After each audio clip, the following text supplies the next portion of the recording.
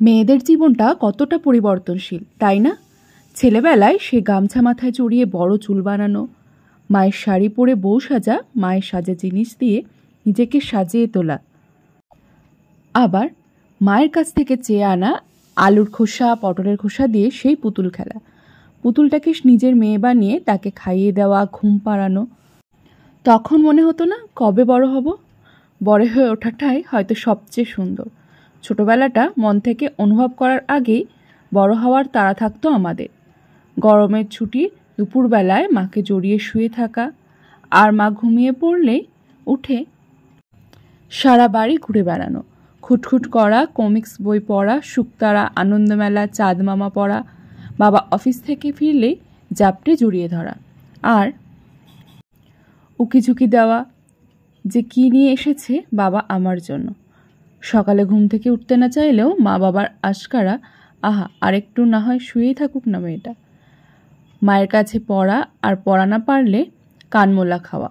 বিকেলবেলা মায়ের হাত ধরে গান আঁকা শিখতে যাওয়া, ফেরার পথে বায়না আইসক্রিম খাবো, ফুচকা খাবো, আর মায়ের সেই বায়না মিটিয়ে দেওয়া। পুজোর সময় অনেক অনেক জামা পাওয়া, আর স্কুলে বন্ধুদের বলা গুনে ঠিক কটা জামা হয়েছে। পুজো দিনগুলো মা বাবার সাথে ঠাকুর দেখা, আর হাজারো বায়না। সেই কটা দিন যেন মা বাবাও সব ইচ্ছে পূরণ করতো আমাদের। না পড়া না স্কুল, শুধুই খেলা, মজা আর বেড়ানো, আর মায়ের হাতে দারুণ দারুণ রান্নাবান্না খাওয়া। কিন্তু আমাদের মেয়েদের জীবনটা কি এতই সহজ? ছোট্টবেলাটা কি তাড়াতাড়িই না কেটে যাওয়া? এই যেন সেই দিনের কথা, কিন্তু যেটা আমরা চেয়েছিলাম ঠিক সেইভাবেই খুব তাড়াতাড়ি আমরা বড় হয়ে উঠলাম। কলেজ, ইউনিভার্সিটি, চাকরি সব পেরিয়ে বিয়ে, সন্তান, সব কিছুই মা বাবার সান্নিধ্য ছেড়ে নতুন পরিবেশ সেখানে মানিয়ে নেওয়া। আমাদের সমাজে কিছু মেয়ে সেই নতুন জায়গায় ভালো থাকে, আর কেউ থাকে না। কাউকে লড়াই করে বাঁচতে হয়, আর কেউ খুব স্বাধীনভাবে বাঁচে। কেউ কেউ অত্যাচারিত হতে হতে প্রাণ দেয়, আর কেউ সারা জীবন স্যাক্রিফাইস করেই কাটিয়ে দেয়।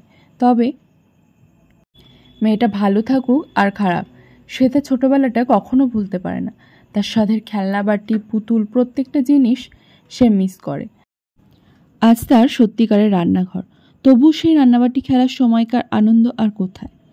আজ তার কাছে জীবন্ত পুতুল আছে, তবু তার মেয়ে যখন পুতুল নিয়ে খেলে, সেই পুতুল খেলার সুপ্ত ইচ্ছাটা আবার জেগে ওঠে তার। আজ তার অনেক দায়িত্ব, বেলা অবধি শুয়ে থাকাটা সুযোগ হলেও মন সায় দেয় না। হাজারো নতুন নতুন সম্পর্কের ভিড়ে নিজেই যেন হারিয়ে গেছে মেয়েটা। মেয়েরা কখনো তার মেয়েবেলাকে ভুলতে পারে না। বড়বেলাটা যে বড্ড কঠিন, বড্ড বাস্তব। ছোটবেলায় কান্না পেলে মায়ের কোলে মুখ গুজে হাউ হাউ করে কাঁদতে পারা মেয়েটাও আজ নিঃশব্দে কাঁদতে শিখে গেছে। ছোটবেলার খেলাটাই বড়বেলার বাস্তব হয়ে যাওয়া কঠিন বাস্তব। সত্যি মেয়েবেলাটা বড্ড মিস করি।